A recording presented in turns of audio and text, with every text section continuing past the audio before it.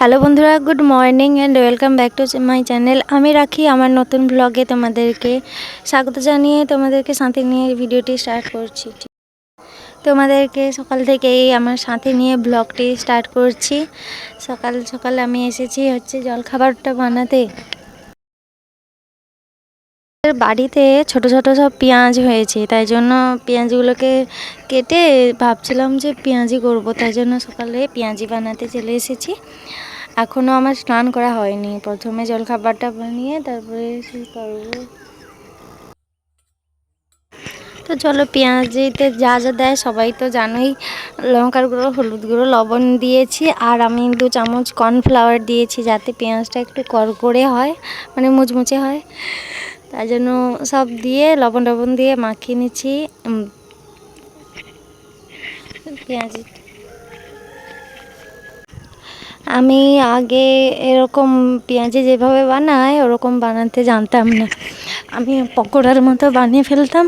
তারপর আমার একজন দিদি শিখিয়ে দিয়েছে যে এভাবে পকোড়ার মতোই হালকা করে ভাজার পরে একটু চাপটা দিলে পেঁয়াজি ভাজা হয়ে যায়।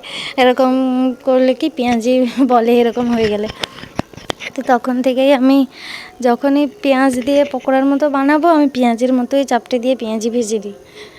তো এরকম থেকে গেলে সবাই বলে পকোড়া, আর একটু চাপটে করে ভেজে নিলে পেঁয়াজি হয়ে গেল আর কি। তো এভাবে করেই আমি ভাজি, এখন যখনই পকোড়া ভাজি এভাবেই ভেজে নিই। তো তোমরা কেমন করে ভাজো আমাকে অবশ্যই কমেন্ট করে জানিও। আমি সকালবেলা পেঁয়াজিটা করে নিচ্ছি প্রথমে, তারপরে আমি যাব বাদ বাকি কাজ করতে। জলখাবারটা আগে বানিয়ে নিচ্ছি, কারণ এখন আমার মেয়ে ঘুমাচ্ছে। আমার ছোট মেয়ে আছে 1.5 বছরের।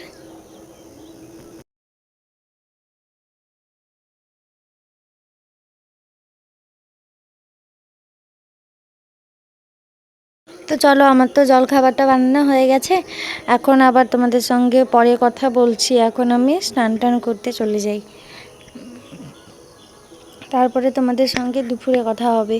তো এখন আর আমি জলখাবারে বানানোর পরে তোমাদের সঙ্গে ভিডিওটা করে নিই। এখন আমি রান্না করছি পুঁই শাক, পুঁই ডাঁটা, আর কই মাছের আলু দিয়ে ঝোল বানাবো, আলু পেঁপে দিয়ে। এখন এত গরম পড়েছে, এত রোদ বেরিয়েছে, দোপাখা আমাদের এই উনানে রান্না করি যাতে তাড়াতাড়ি রান্নাটা হয়ে যায়। আর বাইরের উনানে রান্না করি, ঘরের ভেতরে উনানে রান্না করলে আরও বেশি গরম লাগে, তাই জন্য বাইরে রান্নাটা করে নিচ্ছি। আর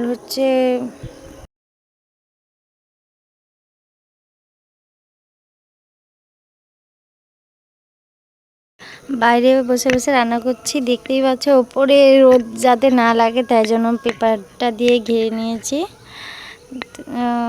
এত রোদ বেরিয়েছে বাইরে, 10টা বাজলেই রোদ বেরিয়ে যায়, উনানের কাছে রোদ লেগে যায়, তাই জন্য পেপারটা ঘিরে দিয়েছি। আর এখন আমি রান্নাটা করে নিচ্ছি দুপুরবেলা, তাড়াতাড়ি করে নিই। 10:30 11টার মধ্যে আমার রান্না কমপ্লিট হয়ে যায়। রান্না করে এসে একটু বসবো। আমাদের এখানে তো আইসক্রিম দোকান, আর কি হয়েছে, আমাদের এখানে তো 9টা বাজা মানেই এখন আইসক্রিম দোকান আসতে শুরু করে দেয়, আর আমার মেয়ে আইসক্রিম খাচ্ছে দেখো। তো আজকের মতো ভিডিওটা এই পর্যন্ত। দেখা হবে আরও একটা অন্য ভিডিও দিয়ে।